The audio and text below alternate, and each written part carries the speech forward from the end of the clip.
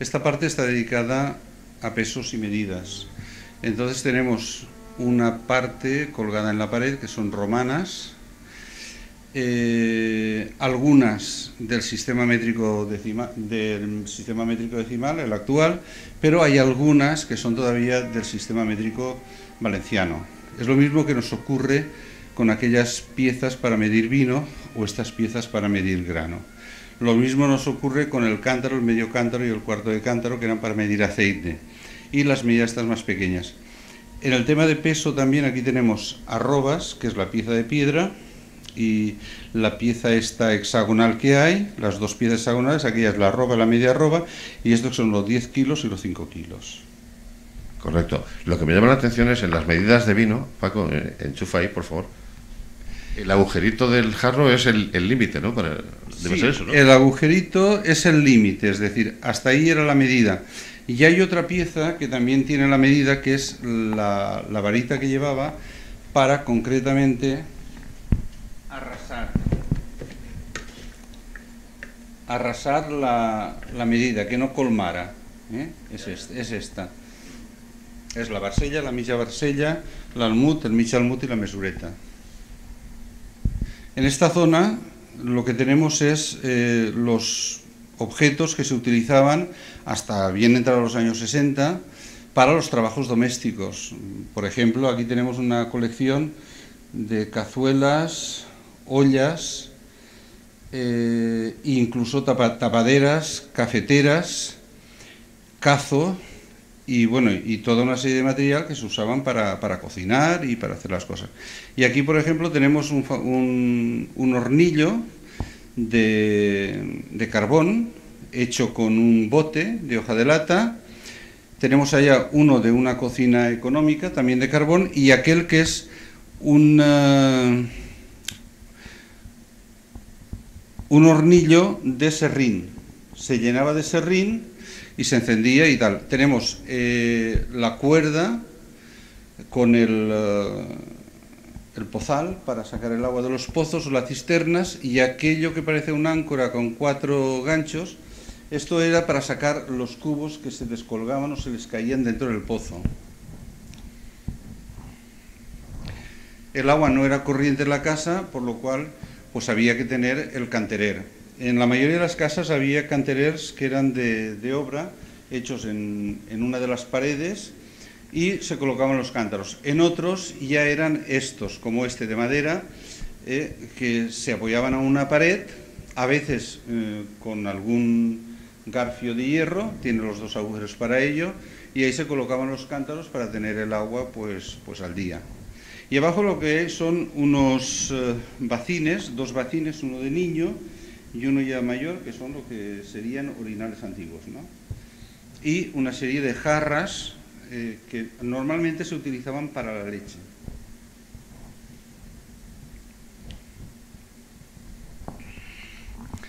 Sí, este es un retablo de San Vicente Ferrer que presidía un horno que había en la calle Ancha, y entonces nos lo entregaron. Es de finales del 19, está algo dañado, pero bueno, aquí lo tenemos expuesto. Hay otras piezas de retablos de cerámica devocional, de motores e incluso alguno particular que los tenemos en el almacén. Concretamente hay un objeto muy curioso, seguramente del 18, que es una conejera. Falta el ladrillo que cubría la tapadera, ¿no? Era para que los conejos criaran dentro, y el dueño pues lo que podía era ver el estado de las crías en todo momento. Y al lado tenemos una serie de bebederos ya grandes, como este de aquí, y después más pequeñitos, que son los que se usaban para los palomos. Y tenemos un bebedero de cántaro, que se llama. Es decir, es una pieza que es un cántaro que se coloca sobre el soporte, y tal como se va vaciando de agua el bebedero, el cántaro va vaciando. Con una taona, una pastera que llamamos aquí, cubierta con el medio celemín, las 2 rascletas, el ceñidor, el tablero para llevar el pan al agua y el mandil, que es esta tela con la que se cubría la masa hasta que fermentase y tal. En aquella época lo que se solía hacer era amasar el pan para una semana, y el pan dentro de este aparato se conservaba perfectísimamente cubierto con el mandil tierno durante toda la semana. Otras veces lo que hacían, gente que no podía, tenía esta pastera de aquí, esta amasadora, y entonces lo que hacían era guardar el pan dentro de jarras. Bueno, ¿qué más? Bien, en la pared lo que tenemos es una rueda, una parte de una rueda, porque el elemento le faltan algunas piezas, para hacer cirios. Allí junto a la pared hay un lebrillo, pero entre el lebrillo hay otras piezas para redondear los cirios, y dos cazos, uno para colar la cera y el otro para ir echándola, para hacer los cirios. Está de rojo porque normalmente para la Candelaria las velas solían ser rojas, ¿no? Y se ve que lo último que hicieron fue pues velas rojas para la Candelaria. Ahí tenemos unos moldes en la pared también al lado del cazo, uno con agujeros redondos y un emparrillado. Eso era para hacer caramelos. Se echaba el azúcar fundido con la sustancia que tenía que darle el sabor concreto, y claro, luego se sacaba y ya se iban sacando los caramelos, que eran cuadraditos.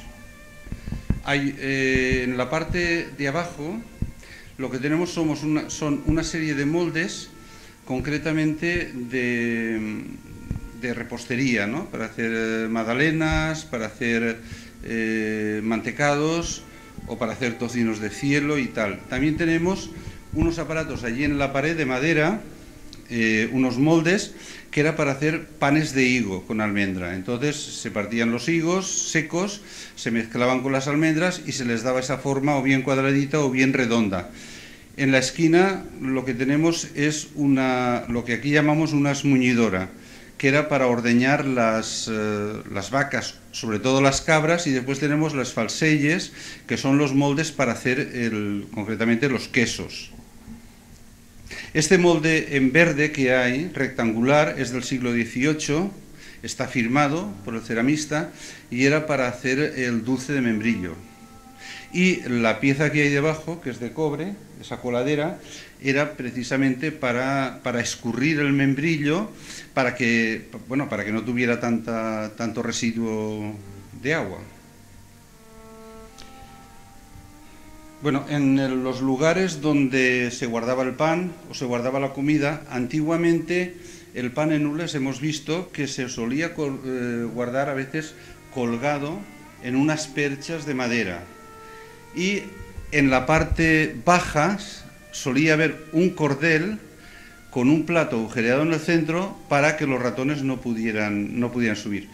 Esto es simplemente una ratera, pero una ratera ya es artesanal 100%, pero de un modelo que estuvo muy en boga de los años 30, 40, 50. Esta pieza es del pastelero del pueblo más antiguo, del Rosso, y era para quitar la piel a la almendra. Es decir, la almendra la humedecían, después de descascarillarla, la humedecían y con la pieza que hay arriba iban pasándola por encima y iba pelando, quitando la piel más finita, la piel esa marrón que tiene la almendra ya. Es un recipiente para hacer helado, y aquella pieza que tiene la espátula y la puncha, que llamamos aquí, es para hacer el turrón. El pastelero hacía turrón, aparte de velas y aparte de todo. Sí, aquí tenemos una máquina artesanal al 100%, que era para romper la cáscara del cacahuete. Está hecha con un rodillo lleno de clavos de herradura. Sí, aquí tenemos, en esta zona de aquí, lo que hay es todo el material de las matanzas y el tema de los embutidos. Concretamente aquí tenemos dos picadoras de carne con las picaderas de hierro y los soportes de madera, probablemente del 18-19, los dos. Más hacia allá tenemos la picadera más moderna, bueno, más moderna, que se usaba en los años 60, que es manual para picar la carne, esta de aquí de hierro. Y debajo está el lebrillo, que era donde caía la carne ya picada. Tenemos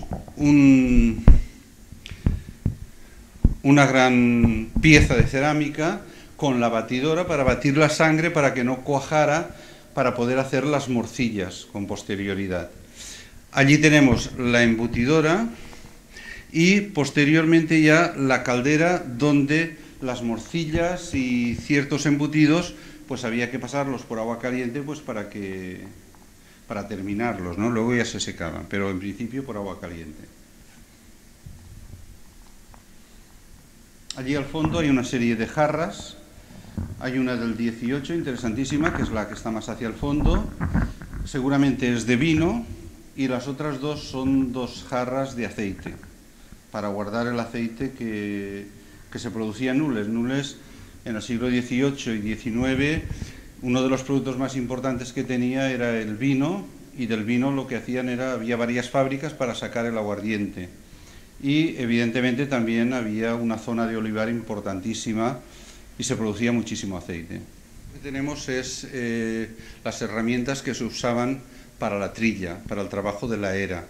Tenemos una serie de cedazos, de cribas, una muy curiosa que está aquí debajo, al lado de las alforjas aquellas para guardar los cántaros de agua, que está hecha con juncos y cordel de esparto. Después tenemos, un trillo en el rincón.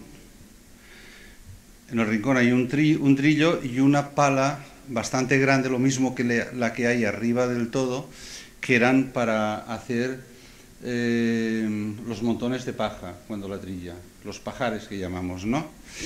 En esta zona de abajo, aquí tenemos, elementos que se usaban para el transporte, ¿no? Para el transporte, en aquella época no había excesivos carros, entonces la gente utilizaba estos elementos que eran, con una serie de maderas, se ataban ahí las gavillas de lo que se quería llevar a casa y se transportaba con esto. Eso es una sarieta, lo que lleva el cántaro dentro, y lleva también la manta, que normalmente los hombres que se dedicaban a la poda del naranjo, pues iban al campo con estos elementos, con el agua, con el botijo, y con la manta, pues porque comían en el campo, incluso después de comer se acostaban un momento, ¿no? Hay un capazo que se utilizaba para sacar el estiércol, y tenemos ya en la parte esta de aquí toda una colección de azadas que curiosamente aquí les llamamos aisol, lligones y lligochapo y ganchos. Es decir, cada uno de estas tipologías se usaba para un trabajo distinto, y concretamente allá al final hay una lligona que llamamos de fumigar, que era para amontonar la tierra junto con las hierbas que había en un campo, y entonces para matar la peste que había, pues ¿qué es lo que hacían? Le pegaban fuego. Y entonces eso era para hacer los montones de restos de hierbas, y encima le metían tierra, le prendían fuego y aquello humeaba. Por eso se llama de fumigar, de fer fum.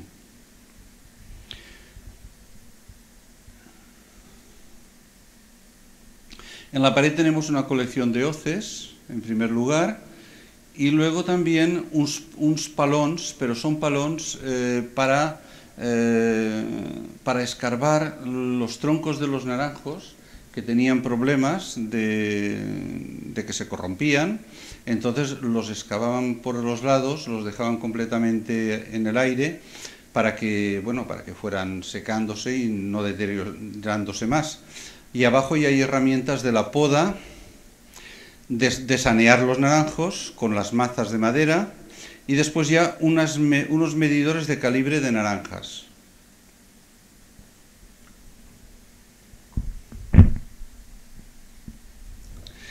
Arriba de todo lo que tenemos es una colección de reyes.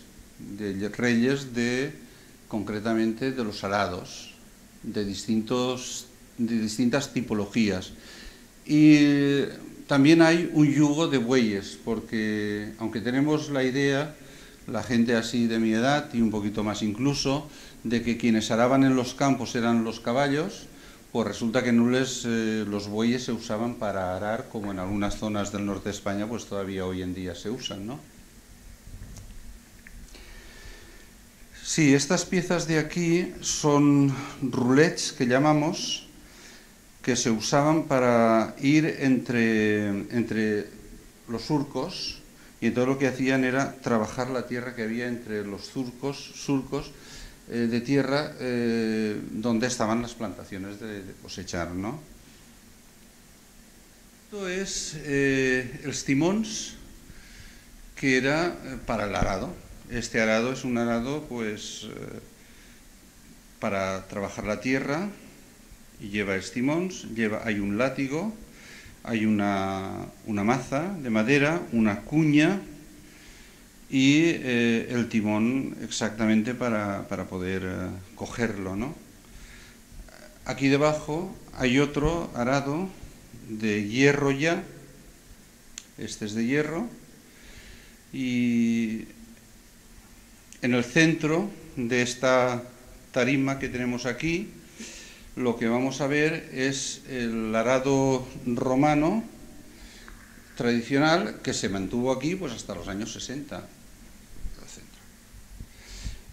Debajo del arado lo que tenemos es un azulejo con un San Antonio de San Antonio Abad, que normalmente se solía colocar en los establos para proteger a los animales.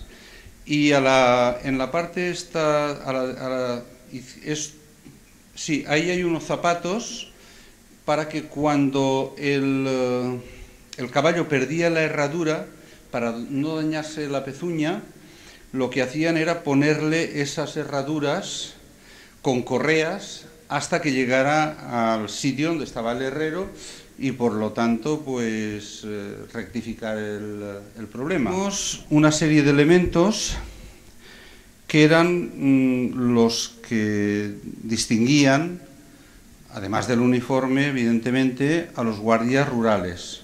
Los guardias rurales llevaban este tipo de rifle, llevaban esas polainas, el pito para llamar la atención y el sombrero. Muchas veces los disparos que hacían no eran de fuego real, sino de sal. Disparaban con sal.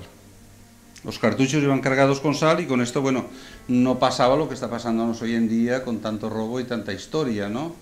Y evidentemente al que le daban, pasara por el juez y fuera un delito menor o fuera una falta, se iba como mínimo un poco escocido a casa.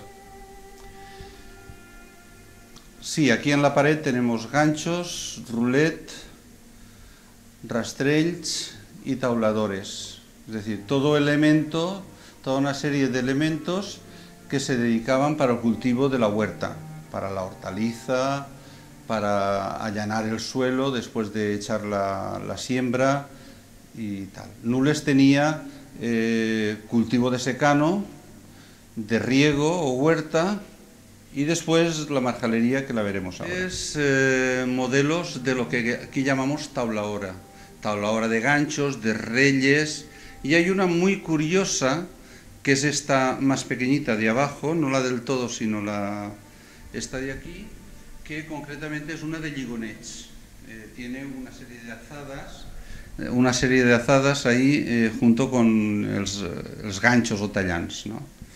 Es curioso, pero estas herramientas las hacían los herreros de la población y mayoritariamente algunas de ellas llevan las iniciales del herrero que las trabajaba. Bien, aquí tenemos un elemento bastante curioso que es una desorugadora. Es ese tipo de cazamariposas que no era para cazar mariposas, sino que concretamente había cultivos, que había orugas que se los comían. Concretamente la alfalfa era una de las víctimas más fuertes de la oruga. Entonces la gente pasaba esto por encima de la hierba, dentro del saco que lleva de loneta, caían las orugas y luego las machacaban o las ahogaban. Esto es el arbre de una senia, era el palo al que se ataba la bestia para mover la noria. Y allí arriba lo que hay es dos cajilones. En Nules las norias solían ser de cajilones, que es esto que tenemos ahí, de calaixons. En otras partes las usaban de cerámica, pero aquí no. Este elemento que hay aquí abajo, que es para descolgar los melones, que la gente, para que duraran durante todo el tiempo, desde la cosecha hasta que venía Navidad, pues evidentemente los colgaban en las vigas de madera de la casa con unos clavos, y entonces con este elemento pues lo que hacían era descolgarlos.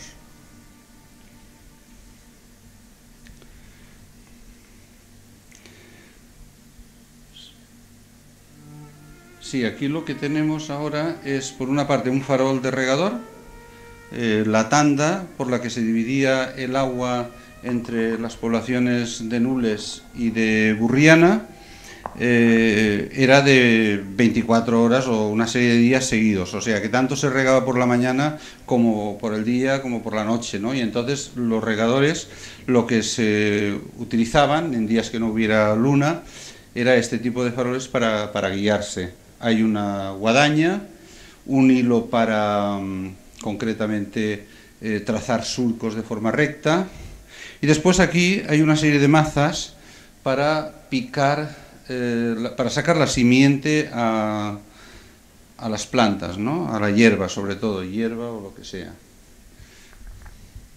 Esto es una caballonadora, es para hacer pues surcos de gran tamaño, normalmente en los huertos de naranjo, ya es bastante reciente. Lo mismo que estas piezas que tenemos aquí debajo, que son charugues, que algunas de ellas pues ya no son autóctonas, sino que vienen de otros lugares, incluso de Francia, ¿no? No les hemos comentado que tenía 3 zonas de cultivo, aparte del monte, que era secano, regadío, huerta y marjal. Estas son herramientas que se usaban para trabajar la marjal, ¿no?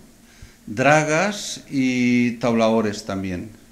Después, más abajo, lo que tenemos es 2 palons, que son los elementos que se usaban, sobre todo en los años 60, para hacer las acequias estas tan profundas que ahora hay en la marjalería. Se hicieron con este tipo de elementos. Se sacaba la tierra o el barro de la zona de agua, se ahondaba y se ensanchaba la zona de tierra para poder plantar, concretamente a finales de los 50, 60, yo recuerdo la marjalería de Nules toda plantada primero de perales y luego de ya naranjos. O sea que la marjal de Nules no es tan natural como se nos dice, sino que es el resultado de la acción del hombre. Tenemos ahí tenemos un elemento con una cuerda, como si fuera también otra áncora, que era para desembozar las acequias, sobre todo los ojos de las acequias grandes de la marjalería, cuando se llenaban de hierbas o cañas, entonces con esto lo sacaban. Hay un rall para pescar y también hay un gánguil, que era para coger anguilas y gambas. Abajo en el suelo tenemos unas merites, lo que se llaman aves frías, que eran señuelos para cazarlas. Y también hay una serie de cepos, pues o bien para coger pájaros o para coger también ratas, concretamente, que también las ratas en aquella época pues había quien se las comía. Ahí tenemos una maza de picar arroz, y lo que hay en la pared, pegado a la pared, hay 2 de cerámica y una de madera, son 3 morteros para picar el arroz. El arroz con la cáscara que tiene, para quitarle la cáscara, los metían aquí dentro y pegándole le sacaban la cascarilla. Eso nos viene a la mente inmediatamente pues lo que pasa hoy en día en algunos países de África. Ahí tenemos un molino de los que se usó en la época del extraperlo, pues exactamente para la misma función. Un apartado muy pequeñito de Bellas Artes, pero con unas piezas realmente interesantes. Concretamente este es el San Jaime, que probablemente presidía el retablo de los Osona, encargado por Serafí de Centelles en el año 1482. Y todas las características de esta pieza, que está tallada en una única pieza de ciprés, es que, bueno, por la policromía y lo bien trabajado que está, es del taller de los Forment, podríamos decir de Pablo Forment por la época. En el centro tenemos un gran retablo del convento de frailes carmelitas descalzos dedicado a Santa Teresa. Es un retablo de finales del 18, inicios del 19, que representa a la santa basándose en los grabados de Camarón y tal como la representaban los carmelitas descalzos. Prácticamente la imagen que tenemos en Nules de Santa Teresa de la misma época, o quizás un poquito anterior, también está en la misma actitud que esta imagen. En una mano lleva la pluma, en la otra el libro, lleva el birrete de doctora, aunque no lo había sido declarado, y después un angelote. En el caso de la imagen de talla hay dos.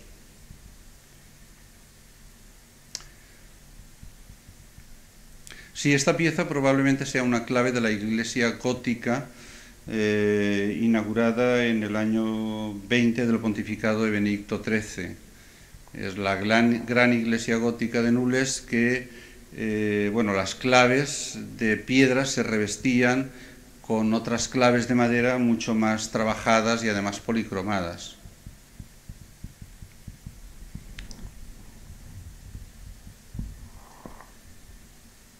Que se pase dentro así.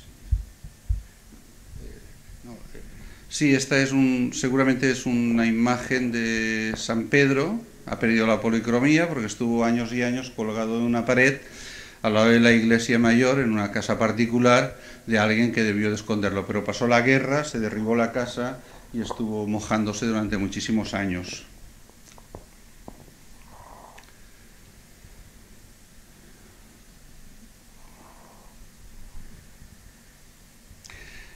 Lo que tenemos aquí es, en principio, una pieza muy interesante, porque es el cuadro que nos da la vista o el aspecto que tenían las torres del portal de Villarreal o Castellón, de las murallas de Nules en el año 1870, unos 10 años antes de derribarlo.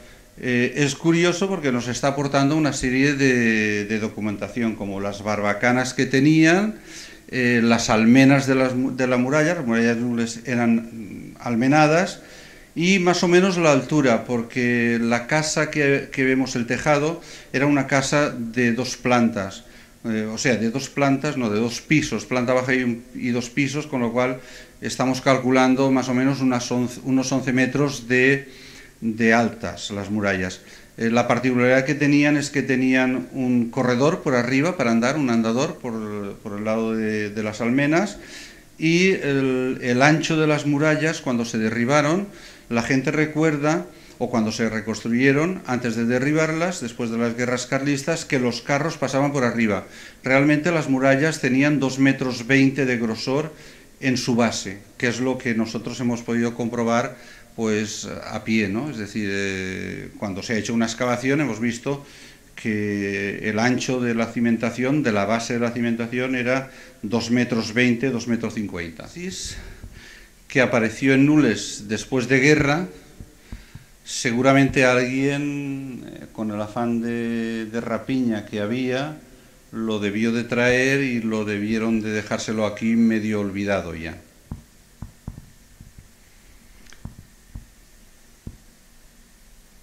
En los paneles tenemos una serie de materiales en plan didáctico, de piezas que han aparecido en el territorio del Castillo de Nules y que no se hallan en Nules ni en Villavieja, ¿no? Y después también pues reproducciones del mural del Palau Aguilar, el retrato de Jaime I, el Palacio de la Almudaina de Mallorca, donde residió Gilabert de Centelles, señor de Nules, cuando fue gobernador general de Mallorca, y un libro de la gobernación de Gilabert de Centelles, donde se puede ver con toda claridad el escudo del rey y el escudo de los Centelles. Y abajo, pues bueno, más materiales, concretamente en este caso que están en el Museo de Burriana, y una de las torres del Castillo de Nules. Y al lado el documento de donación del Castillo de Nules a Guillem Ramón de Moncada, y un poquito más hacia aquí, en la página de la crónica del rey don Jaime, donde cita la rendición de los sarracenos del Castillo de Nules en un higueral de Moncófar, del término de Moncófar.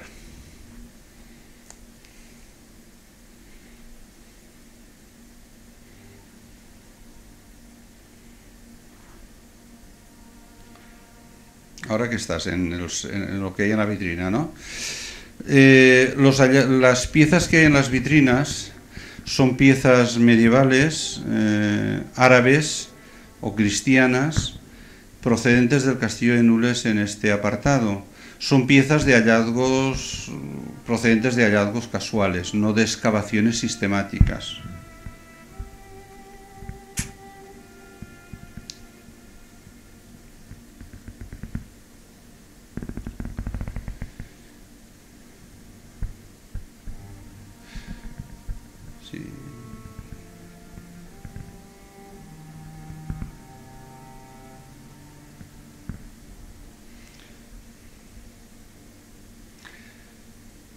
Sí, en esta vitrina hay cerámica un poquito posterior, ya del 15-16, y hay una pieza pues que es bastante interesante porque es una lanza, una punta de lanza, que se encontró un albañil de Nules dentro de una de las paredes de una casa.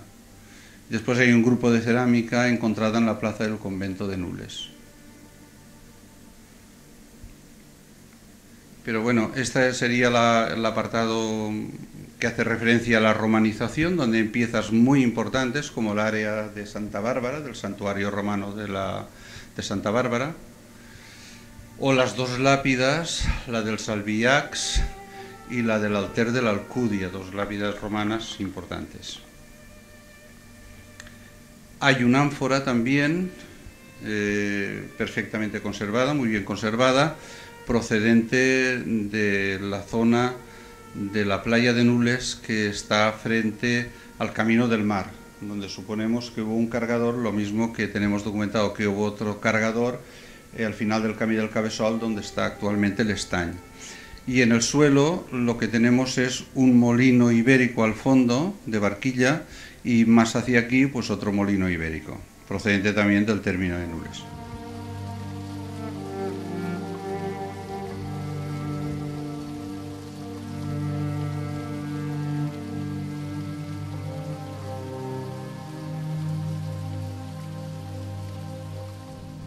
Bueno, pues bien, vamos a ver qué pasa. Pues empieza a hablar tú. O sea, un programa no puede empezar de mejor manera que dejándote hablar. Ya no te saludo, pues ya te saludé en el programa anterior. Tú ya eres veterano, sabes cómo va esto. Hemos cambiado de escenario, estamos en otro museo. Bien, el lugar donde estamos... Perdóname que acabe de hacer la introducción. Donde está Vicente Felipe hay museos a su alrededor. Es un hombre que genera museos.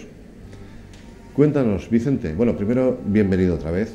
Es un placer inmenso contar contigo para el programa y que nos recibas en Marcos Incomparables, en tus museos.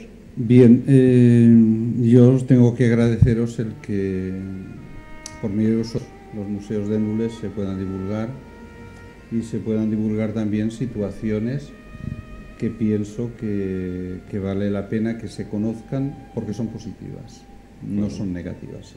Vamos a hablar en positivo, y es que el lugar este es una iglesia de finales del siglo XVI y que es el único testimonio que nos queda en toda la comarca de La Plana de la pervivencia de las técnicas constructivas del gótico en esa época. Castellón tenía su iglesia de la Sangre, Villarreal tenía su iglesia de la Sangre, Burriana. Hoy en día la única que queda de la época postridentina es esta de Nules. Y es esta pues porque Dios ha querido, o por la casualidad, o porque la gente no ha sido tan bestia como son ahora cargándose patrimonio, por hablar claro y raso. En el año 83 yo me puse en contacto, estando en Barcelona, siempre estaba en contacto con Nules, pero con el alcalde y el concejal de Cultura del Ayuntamiento de Nules. Y lo que pensamos fue que la reivindicación de rehabilitar este edificio para ubicar posteriormente un museo de historia de Nules, donde se recogiera la parte de historia, de arqueología, de un poco de bellas artes y sobre todo la etnología, que todavía en aquella época se podía salvar, era que la gente lo viera con la techumbre deteriorada, con las paredes deterioradas y todo hecho un desastre, pero que viera que era un espacio fantástico para exponer al público pues lo que fuere, y para eso se trajo desde Valencia una primera exposición que fue Presencia del Renaixement a Valencia, de la Generalitat Valenciana, y luego se hizo un concurso, recuerdo, para el año 83, en el mes de diciembre, en todas las escuelas, de dibujos de niños que se expusieron aquí. Esto, evidentemente, bombillas colgadas del techo, en un estado lamentable. Pero bueno, pienso que las autoridades de la época, Sebastián Nebot concretamente, se mentalizó del tema y evidentemente en el año 85 la Iglesia de la Sangre estaba ya restaurándose y en el 86 restaurada. Claro, recuperar un edificio histórico-artístico sin darle una utilidad, pues tampoco tiene demasiado sentido, es decir, hay que llenar de contenido, y lo mejor era el proyecto del Museo de Historia, donde se recogiera lo que hemos dicho antes. Hay que decir que antes de colocar las colecciones que íbamos recogiendo casa por casa, por decirlo de alguna manera, sobre todo de material etnográfico, tanto de la industria doméstica, de los trabajos del campo, de lo que fuere, se hicieron una serie de exposiciones importantes. Por ejemplo, recuerdo que aquí estuvo Espai Públic, Espai Privat, les escultures de Sahagún, que aquí vino l'Obra Daurada, que aquí, previo a la inauguración, se expuso Melchor Zapata, se hizo una muestra d'art jove de la Plana, Sorolla o Gallén Sorolla, Ricard Huerta y una serie de gente que lo que vio la gente era la calidad del espacio para exponer, de tal manera que una serie de pintores querían exponer, y la última exposición de pintores que hicimos fue una antológica de un pintor de Nules, de Joan Badenes. Y luego vino ya el tema que hemos hablado. Durante todo ese tiempo se estuvieron recogiendo materiales, la actitud de la gente fue una actitud extraordinaria porque la gente entregaba las piezas para el museo. Se publicaban la gente que entregaba las piezas, su nombre y las piezas que entregaba en el boletín de información Nules, y eso incentivaba aún más la entrega de piezas. Por una parte tenías el control de las piezas entregadas, pero por otra parte la gente, pues en cierta manera, se veía halagada, por decirlo de alguna manera.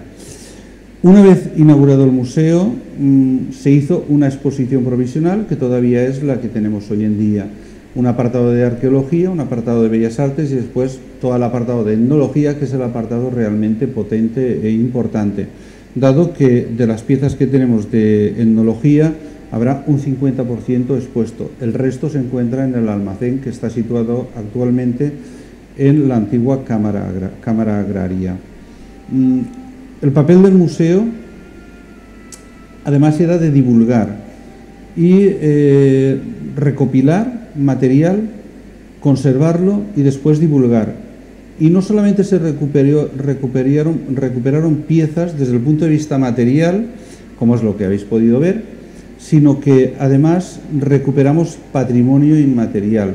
Yo recuerdo que para la inauguración de la Mostra d'Art Jove de la Plana, en el año 91, pues la calle de la Sangre, desde la calle Mayor hasta el final del museo, es decir, hasta pasado el museo, la llenamos de barracas de cañas, reivindicando una fiesta que se había dejado de celebrar en Nules a mediados de los años 60, y es una fiesta que es única en Nules según Violán y Simorra.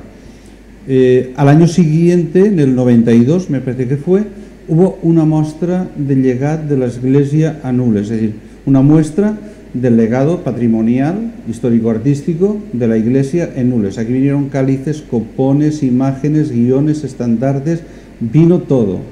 Y ese año, para celebrar la inauguración de la exposición, se celebró por primera vez la Festa de les Barraquetes, que se recuperó, que es una fiesta que hoy en día está declarada de interés turístico.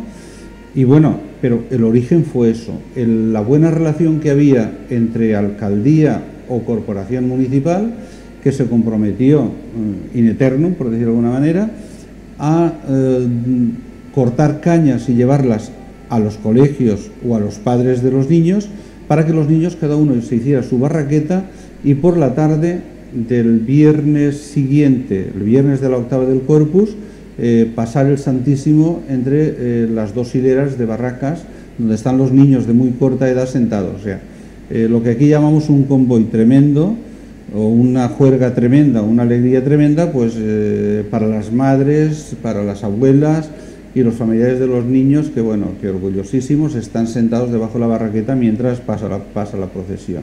O sea, que el museo no solamente ha servido para recopilar el patrimonio material, sino algo de patrimonio inmaterial.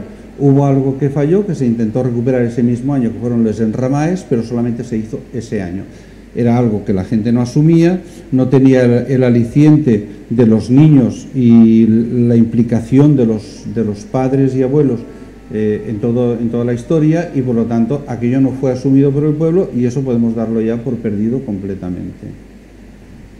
Bueno, aparte el museo, que en este momento es un espacio donde se almacena también una importantísima obra conjunta, obra escultórica, ¿qué fundamento tiene o qué futuro tiene, o cuál es la situación de este conjunto impresionante de esculturas que están acompañando, formando parte de un conjunto que a mí no me molesta, pero me presenta que falta un poco de espacio? Bien, la realidad es que la situación actual no está para echar cohetes, pero lo que sí que es cierto es que hay depositados en Nules unos legados, como son el de Giner, el de Mateu Ruiz o el de Perelló, que son importantísimos. Importantísimos porque de estos tres escultores y de este Beedo, las colecciones más importantes que existen son las que están en el Museo de Medieística. Claro, en el Museo de Medieística la obligación es tenerlo expuesto en el Museo de Medieística, es una de las cláusulas de todos los legados, pero no fue posible, y como no fue posible se pidió autorización a los legatarios o sus descendientes para poder traer las piezas aquí, y entonces tratar de compatibilizar en la medida de lo posible, pues que la gente pueda ver las piezas de etnología y las esculturas que aquí están seguras, porque es un lugar con medidas de seguridad perfectas y además con climatizadores, con lo cual las piezas tienen garantías de seguridad, cosa que en un almacén u otro lugar pues pienso que complicado sería.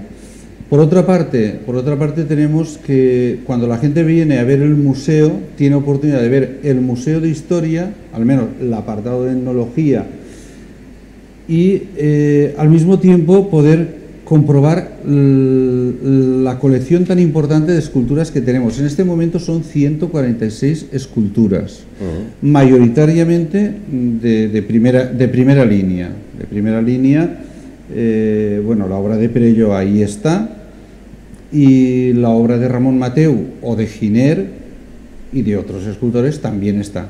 Me refiero a estos tres y a este Beedo porque son escultores de primera línea, pero además es que la colección que tenemos de cada uno de ellos es muy importante, ¿no? Y entonces, pues bueno, pues viene la gente a ver el Museo de Historia y ve un poquito del Museo de Historia y un poquito del Museo de Medieística. O sea, tendríamos que llamarle Museo de Historia y Medieística, ¿no? Más o menos. Pero bueno, lo importante es que las piezas están garantizadas. Museo de mantengamos el patrimonio como sea y a toda costa. Evidentemente. Nosotros estamos aquí, primero porque tu compañía siempre nos es muy ilustrativa y muy grata, Y segundo, porque sí que sabemos valorar o somos conscientes de que Nules tiene un patrimonio escultórico impresionante, y lo quiero subrayar, impresionante. Le dedicamos un programa al Museo de Medallística, a tu Museo de Medallística y Escultura, y ahora dedicamos otro programa a tu Museo de Etnología e Historia, y de paso queremos enseñar la otra parte importantísima de escultura. Nules y la población de Nules tienen conciencia de lo que tienen aquí, o sea, en las condiciones mejores o peores posibles, pero de lo que tienen, no del continente, sino del contenido. Yo pienso que en todas partes cuecen habas.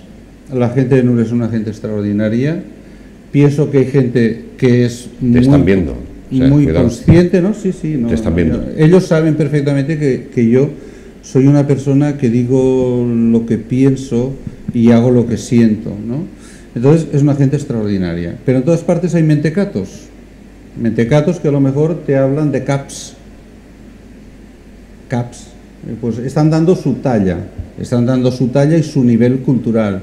Una escultura es una escultura, un busto es un busto y no es un cap, porque un cap puede ser de un ninoto, de un imbécil, que a lo mejor califica una escultura como pero se refiere a esta colección como una colección de cabezas. Sí, no, es que alguien me dijo no hace mucho tiempo que el Museo de Historia estaba ple de caps. Digo, bueno, pues cabezas hay muy pocas. Y el Congreso también. Y concretamente muy pocas cabezas hay, pocas cabezas con dos dedos de frente y con un nivel cultural como para valorar algo que otra gente de Nules, no de fuera, de Nules valora muchísimo. Y valoran, yo pienso que valoran las piezas y cómo las piezas han venido a Nules. La actitud de Sol Giner, la actitud de Rafael y de Aurora Mateo, la actitud de José Estevedo, de Vicente Ferrero, de una serie de gente de primerísima línea a nivel humano. Porque no han cobrado ni un céntimo de euro en la época en que circula tanto sobre con dinero para que esas piezas vengan aquí. Aquí no se ha pagado ningún sobre a ningún escultor. Todos han venido por el afecto que sienten, por un lado, hacia su maestro, hacia Enrique Giner, o hacia su compañero, porque bien, de algunos fue maestro, de otros fue compañero y de otros fue maestro y compañero, profesor de Bellas Artes me refiero, y de algunos demás amigo o compañero de la Escuela de Bellas Artes como Ramón Mateu, ¿no? Sí. Pues bueno, pues toda esa gente, a cambio de nada, ha depositado en el pueblo de Nules, me estoy refiriendo al pueblo, su obra, y el pueblo que haga lo que quiera, que la valore o que no la valore. Esto es lo mismo que los toros. Hay gente que le encantan los toros y hay gente que no le encantan. Pues bueno, cada cual a la suya. Cada cual a la suya. Sí, pero aquí solo se trata de mantener una postura para el que no comprende, para el que solo ve cabezas, por lo menos que sea respetuosa. Por aquello que decía Einstein, la inteligencia es limitada, la ignorancia no conoce límites, ¿no? Vamos a poner coto a eso, por lo menos. En cualquier caso, tanto un museo como otro, como este del que estamos hablando, ha salido de la generosidad popular de todo el mundo, de artistas y de pueblo que se han volcado, han dicho vamos a regalar esto. De alguna forma vamos a mantener nuestras raíces, ¿no? Porque este museo, que además tú me has dicho que toda la obra, todo el material etnológico es originario de aquí, y que de aquí y desde aquí, la gente de aquí lo ha dado para este museo, que han querido tener un poco su Santa Santorum, su referente histórico, ¿no? Que es lo que viene a ser más o menos esto, la memoria histórica, ¿no? Sí, así es decir, bueno, la actitud perdona el detalle, porque además, mira si estoy bien instalado, que una pieza del museo está sirviendo para lo que debe. Una mesa una silla de ajuar, ¿no? De ajuar, sí. De las de Movila de antes de guerra. Y esta es bajita porque será para coser o para bordar. O porque las mujeres eran de talla bajita, algunas. Y no sé si es de coser, de bordar o de entrevistar. Mi madre, tengo yo una silla de Enea, las que llamamos de Vitoria, hay 6 que se compraron en su época y las conservamos porque son cosas que vienen de familia. Y hay 2 pequeñas, y digo, bueno, pero eso ¿para qué lo quieres? Y mi madre, que tiene 87 años, pues es que yo ciertas cosas, como lavarse los pies, con esa silla los puede hacer, con una silla alta no puede. Que hacen falta, a partir de ahí, sin esta silla no voy a poder vivir, ya verás. Pues bueno, El problema es que la silla tiene propietario, que es la persona que la dejó. Bueno, en cualquier caso es un placer el sentir que el pasado, que no nos persigue, pero que nos da por lo menos sentido, ¿no? Cuánto hemos aprendido de todos estos objetos colocados así de una manera casi atrabiliaria, pero que todos nos tienen su historia y su enseñanza, ¿no? Su punto pedagógico. Sí, porque a fin de cuentas hoy entras en una casa y de estos objetos no los ves. A lo mejor ves reproducciones de esos objetos para decoración, pero hay que pensar que aquí están los instrumentos que hicieron que Nules sea lo que es hoy. Es decir, hemos visto los objetos que se utilizaban para la trilla, para el secano, para la huerta, para la marjalería, los arrozales y tal, y hemos visto los útiles que utilizaban las mujeres pues para limpiar la casa, para cocinar, para todo, ¿no? Incluso de industria doméstica, como está el tema del queso, del pan y tal. Tú estás hablando de Nules como es tu obligación, pero vamos, esto es un poco general, a nivel de todo el país, si quieres. Sí, pero la particularidad de la colección de etnología del Museo de Historia de Nules es que local. El criterio que se siguió a rajatabla desde el primer momento fue no aceptar ni una pieza que no fuera de Nules, que no se hubiera usado en Nules. Es más, aquí venía gente de los que evacuaron de la zona de Teruel o de la zona de Badajoz, labradores que evacuaron después de guerra y se quedaron a vivir en Nules y venían con piezas de aquella zona, y esas piezas no hay ni una en la colección del museo. Es decir, ha habido una criba. Es decir, nosotros no hemos... Primero, particularidades. Todas las piezas pertenecen a Nules, proceden de Nules, y no hay ni una sola comprada. Eso muy pocos museos de etnología lo pueden decir, porque entre chamarileros, anticuarios y otro tipo de gente, bueno, van los museos a comprar piezas para allá. No tiene ningún sentido. O sea, es Museo de Historia de Nules. Por lo tanto, lo que no es de Nules no es historia de Nules. Es decir, aquí están las cosas que han tocado y con las que ha trabajado y ha vivido la gente de Nules. Esas son las que están. Y es la singularidad de la colección, de la cual yo pienso que la gente de Nules se tiene que sentir súper orgulloso. Que en este momento está como está, bueno, pues bien, pero está. Lo importante es que esté. Después ya vendrán detrás, ya vendrá gente que lo podrá mostrar en unas condiciones maravillosas, con unos paneles didácticos y todo lo que quieras. Pero la colección de etnología está hecha. Es más, hoy en día, si nos pusiéramos a recopilar materiales, y estoy hablando que la recopilación se hizo del 85 al 87, hasta los años 90 y algo, pues hoy en día no recogeríamos ni una décima parte de los materiales que conserva la colección de etnología del museo. Está claro. Y hablando de conservar, si Nules no hubiera conservado a un Vicente Felip, ¿cuántos museos tendría? Bueno, yo pienso que la gente... Este es tu minuto de gloria. Sí, no, mi minuto de gloria es que todos tenemos virtudes, todos tenemos defecto, todos tenemos amores y tenemos antipatías. Y bueno, si no hubiera estado Vicente Felip, pues habría salido otro loco u otra persona y tal. Vicente Felip es un elemento más dentro de toda una cadena de elementos. Si yo no hubiera tenido un alcalde como Sebastián Nebot, que aceptó lo que aceptó para restaurar este edificio, pues este edificio a lo mejor no se había restaurado. Ya, pero es que hace falta la propuesta. Bueno, hace falta... hace falta alguien que sí, hace falta el coche. Tú lo has dicho, hace falta el loco, claro, que vaya tejiendo sueños que sean creíbles. Evidentemente, es decir... Entonces, ¿qué envidia me da a mí que no soy de Nules, pues que en cada pueblo debía haber un Vicente Felip? Bueno, yo... Debía haber, y lo digo, no, ya que lo vas a decir, lo digo yo. No. Debía haber alguien como tú que esté lo bastante loco y sea lo bastante soñador como para lanzar esas propuestas, hacerlas creíbles y hacerlas posibles. Y es un lujo que un pueblo no pierda su identidad, ni pierda su historia, claro, que conserve sus raíces y que conserve su cultura. Su cultura, si quieres, la ancestral, la atávica, la cotidiana. Bueno, que no es un lujo para el pueblo este. En la Renaissance... Que un pueblo este que tiene museo de medallística, que ya te pueda dar la medallita a ti La de los méritos contraídos, digo yo. No, yo no necesito medallas, ni necesito nada de nada. No. Y es más, tengo mucho orgullo nunca haber pedido absolutamente nada para mí. Ningún alcalde, ningún regidor podrá decir que yo he llamado a una puerta para pedir algo para mí. Yo siempre he pedido para lo que tenía que pedir. Es más, si me he ganado alguna antipatía de algún cargo público en algún momento, no vamos a concretar, ha sido no por defender yo mis derechos, sino los derechos de la gente que ha confiado. Y estoy pensando en cosas concretas y momentos un poquito desagradables.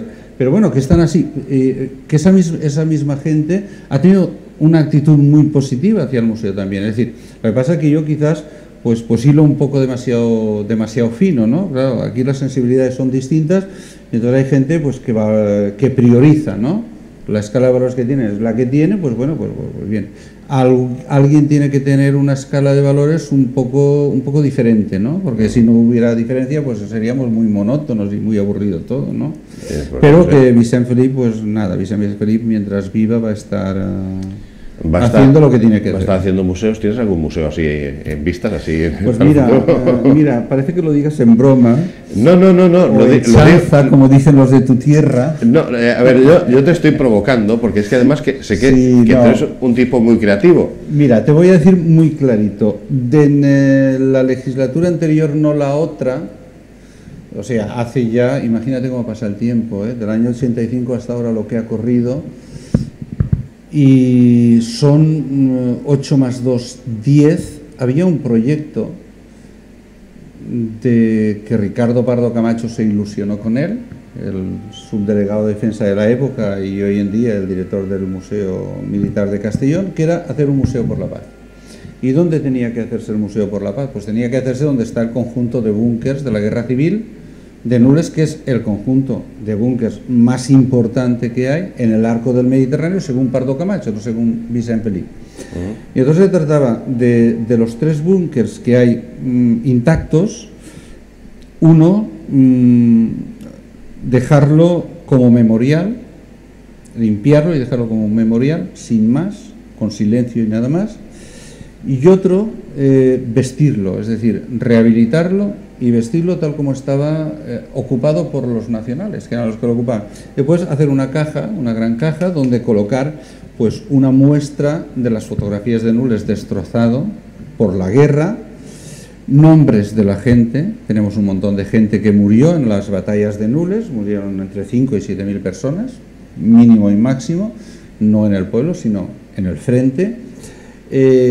Carteles de la guerra civil de los 2 bandos, un archivo sonoro de los 2 bandos, una biblioteca de los 2 bandos, prensa de los 2 bandos y todo. Y tú sabes que hoy en día están las técnicas digitales, con lo cual eso hubiera sido muy fácil. Y Ricardo Pardo Camacho se ofreció a concretamente ayudarnos a recopilar material de la época de guerra. Y antes te he dicho que fue no en esta legislatura ni la otra, sino en la anterior, sino que fue en la anterior, en la legislatura de José Blas Moles Alagarda, un alcalde que hubo aquí, y recuerdo perfectamente la visita que hicimos Carmen Ballester, Mari Carmen y Ricardo Pardo Camacho con José Blas Moles para ver los búnkers. Y eso se quedó todo de aquella manera. Se trató de hilvanar un poco, pero después hay cosas aquellas que no te explicas, que dices, bueno, esto que si estuviera, por ejemplo, no sé, 100 kilómetros más arriba, pues habrían hecho como han hecho en algunas zonas, o en Alemania, por ejemplo. No se sabe. Pues bueno, pero bueno, ya vendrá un momento en que la gente se le despejará la mente. Pero eso, ¿tú lo tienes en mente, eso? Yo lo tengo clarísimo, que va a llegar un momento en que el conjunto de búnkers de la Guerra Civil de Nules van a ser muy visitados. Y además se va a hacer una interpretación no de la guerra, sino una interpretación del sufrimiento que provocan las guerras en la población civil. Y cuando esté en marcha eso, por favor, como favor personal, quiero que pongas allí que aquella guerra la perdimos todos. No, todos. ¿Vale? Todos. Y yo, mira, publiqué una cosa que a una gente le escandalizó, que eran los bombardeos, la destrucción de Nules por los bombardeos nazis y fascistas. Hubo gente que, Pero es que, porque este año se cumple el 70, bueno, concretamente 12, 13, 14, 15 de junio, se cumplió el 75 aniversario de la destrucción de Nules por medio de los bombardeos de los Junkers y los Junkers alemanes y los Savoia italianos. Pero es que luego, el día 21, se cumplía el asesinato de las últimas 10 personas de Nules por razones religiosas, estrictamente religiosas. Bueno, pues lo mismo que colgué primero un reportaje sobre la destrucción de Nules por un bando, después colgué el asesinato de 10 personas exclusivamente por motivos religiosos por el otro bando. Es decir, que todos perdimos la guerra, todos sufrimos, unos antes, otros después, y todos nos tragamos el marrón, incluso la gente que vivimos hoy en día, porque todavía hay imbéciles por ahí que se califican de derechas o de izquierdas, de esto o de aquello, cuando tenían que calificarse como miembros de la humanidad, ¿no? Es que esa guerra seguimos perdiéndola todavía. Evidentemente.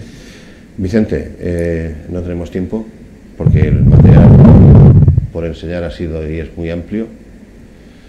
Un placer, ojalá que ese Museo por la Paz tenga forma. Sentido lo tiene siempre, ¿no? Que tenga forma. Ojalá te lo debamos a ti, porque si no, no se lo deberemos a nadie. No, ya habrá quien coja lo que tenga que coger y lo haga. La gente nos hacemos mayores, perdemos facultades, y yo estoy seguro de que el Museo por la Paz de Nules se va a hacer, y lo va a hacer gente. Y se va a hacer desde el ayuntamiento, además, sea quien sea, y evidentemente para mí los bandos, pues para los bandoleros. Bueno, y nuestro programa, El Faro de los Solitarios, se ofrece también para contribuir en lo posible, aunque sea de forma, como se dice, inmaterial, sí. En nuestro apoyo, por supuesto. Pues podíamos ir un día y verlos para que vierais algo que solamente está en Nules. Lo que haga falta. Despídete de tu público, que ya tienes tu público, que nos vamos. Nada, yo no me despido porque yo siempre voy a continuar y voy a hacer lo que deba hacer en cada momento. Es decir, entonces agradecer al pueblo de Nules simplemente la magnanimidad que ha demostrado cediendo piezas que han conseguido que Nules tenga una de las colecciones de etnología más singulares de las que hay aquí. Además, singular porque evidentemente todo el material que hay procede de Nules y por lo tanto eso no lo vamos a encontrar en ninguna otra parte. Podremos encontrar museos mucho más grandes, mejor presentados, pero que sean tan concretos difícilmente. Es decir, con dinero se pueden hacer muchos museos y se puede comprar mucha herramienta, muchos objetos domésticos, pero el singularizar no se puede comprar, es algo que hay que conseguir poquito a poco con la ayuda del pueblo, que es lo que se ha hecho aquí. Pues queda dicho. Muchas gracias. Gracias a vosotros. Y hasta siempre. Muy bien. Piezas más importantes que tiene el museo en cuanto a cantidad, y quizás también son muy importantes por ser de lo poquito que se ha hecho de expresionismo aquí en la Comunidad Valenciana, es las obras de Perelló. Perelló utiliza distintos materiales como es el grés, el cemento, las piedras, el hierro, e incluso los entremezcla como hace con este Cristo que tenemos aquí, que evidentemente pues bueno, podemos ver las costillas son trozos de hierro, la corona también, y hay incrustadas en el cemento piedras tal como las da la naturaleza.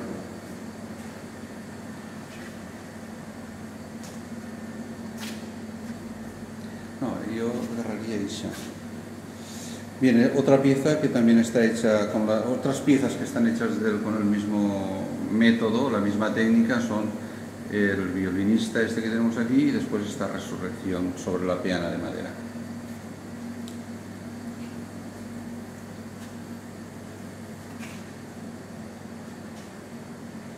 Entre las temáticas que utiliza Perelló, que son motivo de la obra de Perelló, está por un lado músicos, la temática religiosa, maternidades, los besos también, y también las prostitutas, que las tenemos aquí. Tenemos dos prostitutas, estas dos, y aquí son dos prostitutas hechas en grés. Aquí tenemos otra versión de Jacqueline Dupré, hecha en Grés. Y aquí en el suelo lo que podemos ver son las piezas que forman un gran mural de un apostolado hecho en cemento y que evidentemente está un poquito deteriorado, pero que suponemos que en algún momento se restaurará y podrá montarse de la forma que se debe montar. Ahí tenemos a la pareja de labradores, hecha también de cemento, piedra, y dos relieves también de, bueno, una resurrección y uno de los tres relieves que tenemos de prostitutas, que él hizo en Alsasua cuando estuvo trabajando allí como profesor del Instituto Laboral, y después la pasó a bronce. En Alsasua está en cemento y aquí la tenemos en bronce. Y una versión distinta es la Virgen de la Paz que hizo para la parroquia de San José de Moncada.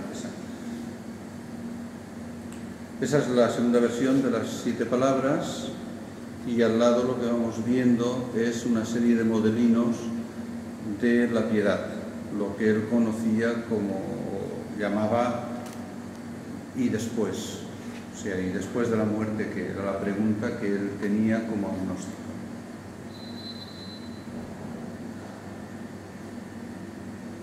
Otra pareja de diamantes.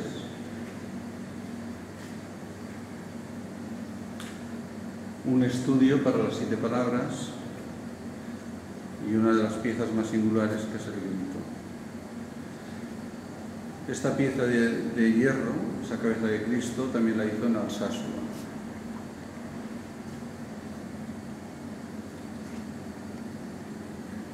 Diálogo, también de Perelló, realizado en Grés. Es una natividad de Ramón Mateu, con un concepto bastante distinto al tradicional de la escultura clásica mediterránea. La cabeza de Luis Vives, del monumento de Luis Vives en Brujas, y este que vamos a ver ahora ya es el cardenal de La Habana. Esto tenía que ir al Palacio Episcopal, pero de La Habana, pero vino la Revolución y se quedó en la aduana del puerto de Cádiz, y después ya los hijos lo cedieron tal como está al Museo de Medieística Enrique. Para mí es importantísima, es un retrato de la abuela de Ramón Mateu que él hizo en el año 1910. Realmente es un tratamiento de la escultura bastante interesante. Luego utilizó este modelo para una santana. Esto que vamos a ver ahora, este es el Amauta, es uno de los 6 personajes o tipologías de la raza inca. Es algo bastante singular, porque capta con toda la perfección las características de estos tipos de Perú. Y este es el Yupanqui.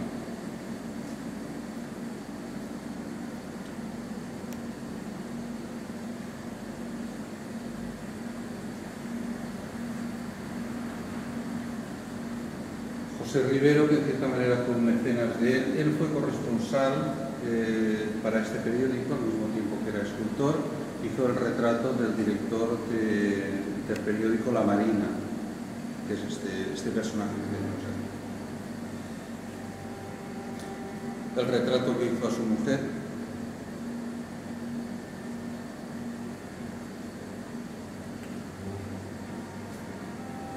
La hija del pintor Pinazo, del pintor Pinazo, exactamente así. Y Aurora, la mujer extraordinaria que junto con su hermano Rafael han hecho posible que todas las obras de su padre estén aquí representadas muy dignamente. Y esta pieza de aquí es una pieza singular, dado que es el retrato de Fabiola de Mora y Aragón, y fue el regalo que hizo su madre a Balduino cuando se casaron. Y este busto se halla actualmente en el Palacio Real de Bruselas.